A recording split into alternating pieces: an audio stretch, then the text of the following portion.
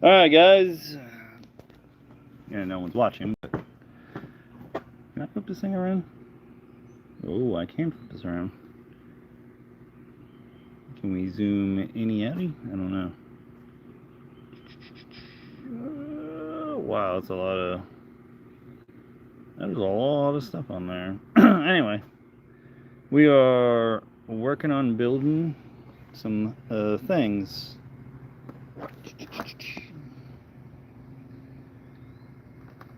That's gonna be for a chainsaw, chop saw. Which, yeah, I didn't think it all the way through before I accepted the job. So, I got this. This is probably going to be the final thing. It's going to bolt to the table. Chainsaw is going to come out here. I need a spacer, which I'm working on right now. I'm going to cut this piece out. Then I'm going to drill my hole. This is going to go through the bar of the saw because it's got the, no threads. Spacers, got to space out the bar a little bit because, the teeth on the chainsaw are wider than the cut.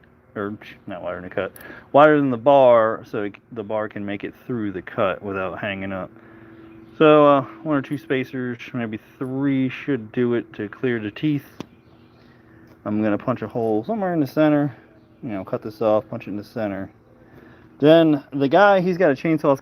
It's 60-inch bar. Right now he's got a 40-inch bar. He's trying to cut HDPF drain pipe. Drain pipes right now is, what has he got? Like a 2-foot in diameter, and then he's going up to a 60-inch one, which he's going to put a 60-inch bar or more on that saw. So, plan is to get this. We'll bolt it to the table. We'll get his saw, because I just put my saw away too. I didn't know I was going to go live, but all right. The saw, as you can see, the front of the saw has that like standout from the blade. So, we're going to have to make a standout so that the saw can bolt to this. Then this can rotate like a chop saw. This is going to be a chop saw chainsaw. But a chop saw chainsaw with a 60-inch blade. How you doing? Oh, thank you for subscribing. We're fabricating a chainsaw chop saw. I took the job thinking it was just going to be a simple little, hey, 30 minutes, and then I built this and got it all done, and nope, it doesn't work. This isn't the chainsaw we're using. We're using one that's going to have a 60-inch bar. So this is going to bolt to a table. Cutting the spacer is going to weld into here somewhere. But first I got to drill holes. The shoulder bolt's going to go through. The chainsaw bar is going to get a hole drilled through it. And then we'll be able to line it up and chop straight down, slide the pipe through. So it's gonna be interesting. Probably dangerous as hell, but this is just my small saw. So, oh wow, how you guys doing? It's just a little workspace here. Got this. The in-laws got me that drill press quite a few years ago, and I finally decided to use it. Can't knock Harbor Freight cutoff discs. They're actually working pretty good. I've cut all this stuff with like one. So, not doing bad. Humidity's pretty dang high. We got these not blades, drill bits here. That's going to be the hole I'm going to drill through the chainsaw bar. The 7/16, and then I got a pilot one that we can use to drill through the chainsaw bar. Not gonna happen today. The guy wants me to meet up next week, so. And then I just got a bunch of bits that we'll find out we can step up and drill through. So yeah, it's a lot of hot work out here. And then I was just gonna mark this out. I'm probably just gonna do a 2-inch. This is just a spacer block. It's 2 inches thick. Oops, what happened to that? The chainsaw bar, I don't have a piece about 1.5 inches, so. I don't go live much, so this is here you can see me like sweating up a storm. Oh yeah, it's always good to wear something, you know, watch your eyeballs. But oh, shouldn't have done that. I lost a bunch of people on that.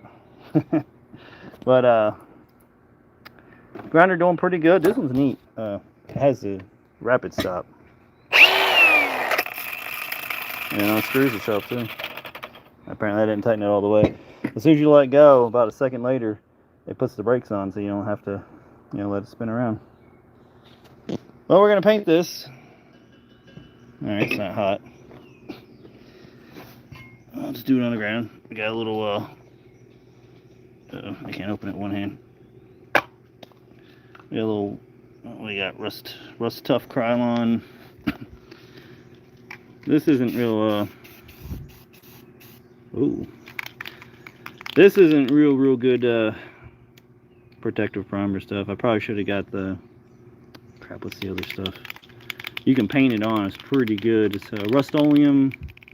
Yeah, this isn't Rust-Oleum. It's Krylon. I like to just coat it a little bit, kind of keep it from rusting before I get there.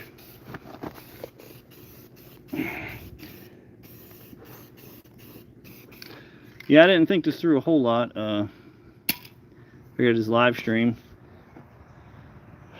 And then if you guys are subscribed to the channel, this is where we mainly do the channel out here. All the chicken houses, the garden. Can you zoom in on this thing? Oh yeah. The garden's up in there. Garden's doing crazy right now. Corn, everything. So, but it's about the storm. And I'm trying to, you know, get this project done.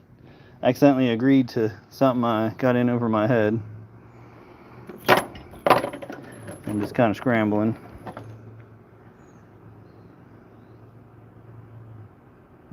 And then this drill press isn't bad. I mean, it's got the little spring-loaded, you know, so you can't leave it in there and then it fly out at you. It also has a little lockout tagout thing, sorta. You can pull this like key out and then you can't do nothing. But if you lose this, I don't. I'll be wiring a light switch in here. And it also has a little gear set. Hey, how you doing, Michael? And then these aren't too bad either. These little DeWalt ones work pretty good. And DeWalt ones. Yeah, I got a bunch of DeWalt ones apparently. These ain't no fun. Especially when it starts to shed these little wires. It's doing pretty good cleaning up. If you guys missed the one video, we did this gate right here. It's pretty nice. I'm just kind of all over right now. I'm kind of, what do you call it, slacking off on that because I've been working on it for hours. But if you guys want to make a gate like this, farm gate, there's little doodles. Yeah, the DeWalt disc is doing pretty good. The DeWalt tools, I noticed, if you like go to Lowe's and buy them, you really got to be careful because a lot of them are like, they got serial numbers and some are like first, second, and thirds, or just like a rebranded Black & Decker. But if you get like professional DeWalt, they're real good. But nowadays everything's kind of built pretty cheap. Unfortunate. Well, it's gonna be hard to. It's gonna be hard to paint that. Dang it! Oop. That's what the cap's for, right?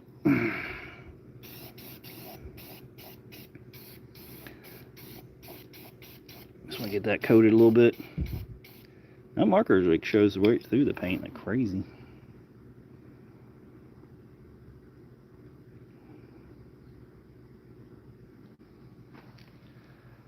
But this come off of this table here works pretty good. It's actually a piece of treadmill. It's like where the, what's that called? The rubber tread rolls around it. This is what's under it, which is pretty crazy. I mean, I melted it a little bit, but I mean, it holds up. I don't know, some kind of, MDF or something. You can see the slide still on here. But this is a broken treadmill.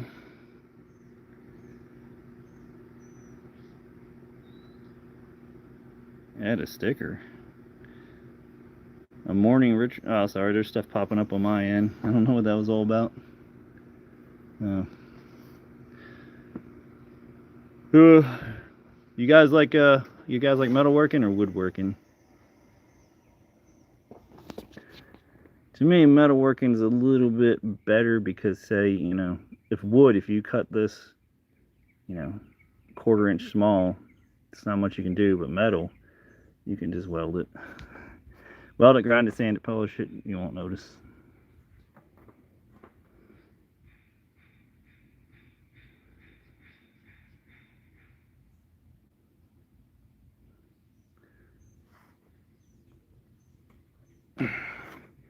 So what do we say we take a walk over and check the goatees, see what they're up to.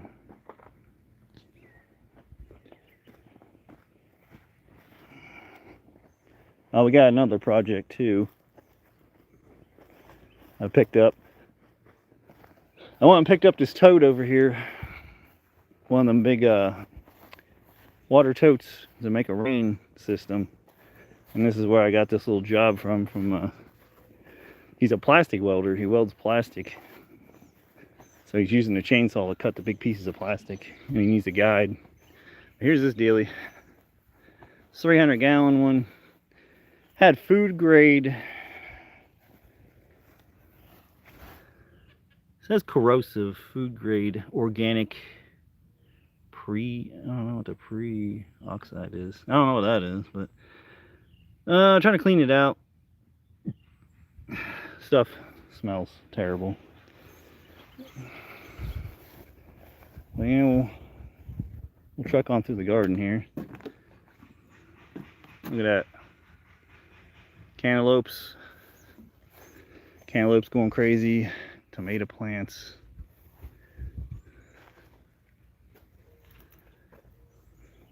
Look at this. Got a little baby cantaloupe. Got a bunch of tomatoes back in here.